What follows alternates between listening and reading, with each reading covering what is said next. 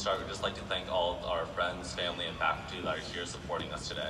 Yeah, they put a lot of work in, and we felt it. What defines our future? Is it the number of significant events that occur, the ruggedness of the journey we take? Or is it the destination? Steve Jobs once said, "You can't connect the dots looking forward. You can only connect them looking backwards.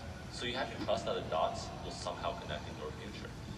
We might know what we want to do in the next couple of weeks, the next 5 years, and the next 10, but as time moves on and we change, doors open and close, and our paths change. A few of you might have the whole life thing figured out, but I think the majority of us don't even know what we're having for dinner tonight.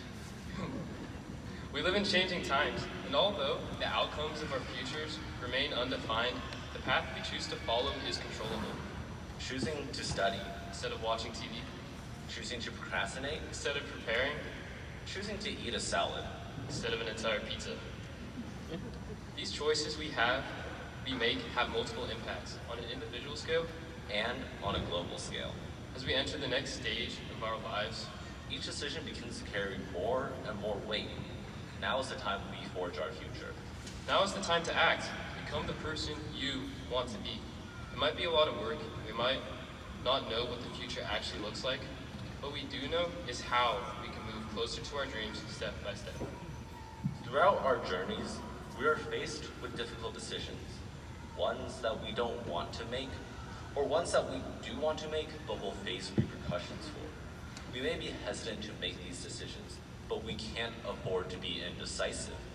As the philosopher Maimonides once said, "The risk of a wrong decision is preferable to the terror of indecision."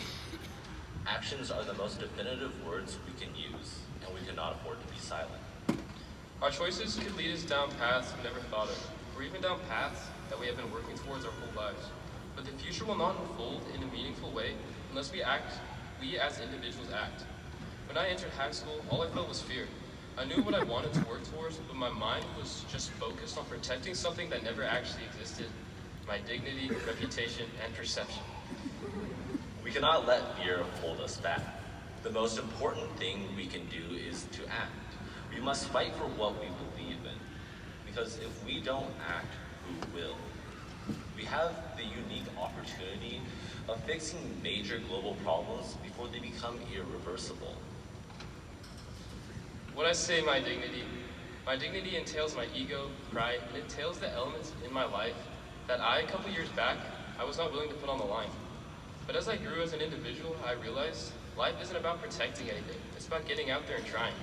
Putting 100% out to get 100% back. I never took a class, played a sport, or took an extracurricular because it was easy. I focused on growing and learning, not just going through the motions of life. My greatest accomplishments surmounted from heavy failures that pushed me to work hard. We face complex problems: bigotry, misinformation, global tensions. They require nuanced responses that, unless we resolve, could lead to a bleak dystopian future, an Orwellian future, one that is closer than it ever should be. It is up to us to change that. We all have dreams for ourselves, and then we have outsider dreams. Dreams of our parents and friends that have an influence on our own. The clash of dreams is a conflict that is confusing and painful. Do we alter our dreams for the sake of others? Or do we stay on a path that leads us to our own salvation? We can't let the weight of failures cloud our mind, because if we fail here, there are no more chances, no more retakes, no more do-overs. Facing these issues is nothing short of daunting. But out here, I see the faces of our future. Those who face their fears and don't think twice. While others are disillusioned over the failures of our political system, I see bright, capable faces willing and able to tackle and fix those issues. While others are content to stay on Earth, I see those who will want to push the boundaries of space travel. While there are those content to be bystanders to the social economic injustices of our time, I see those who are not. Those who will fight for what is right. The choice is a difficult one to make, one that is not the same for each individual. It's a choice that we may never know if we made the right one. But out here, I see the faces of individuals who will uphold the conviction of their choices. The faces of individuals who will not let obstacles hold them back. those who will uphold the weight of their ideals and not back down. Because for every global issue, there's an individual who will be the catalyst for change. And because for every individual, there is a global issue which will be the catalyst for change. When I look out there, When we both look out there, we know that the future is in good hands.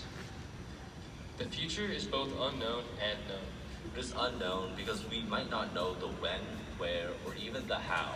But what we do know is the who. Because the who are the very individuals in this room. To wrap this up, I like to repeat a quote that a close friend and teacher of mine often said: "We stand on the shoulders of giants."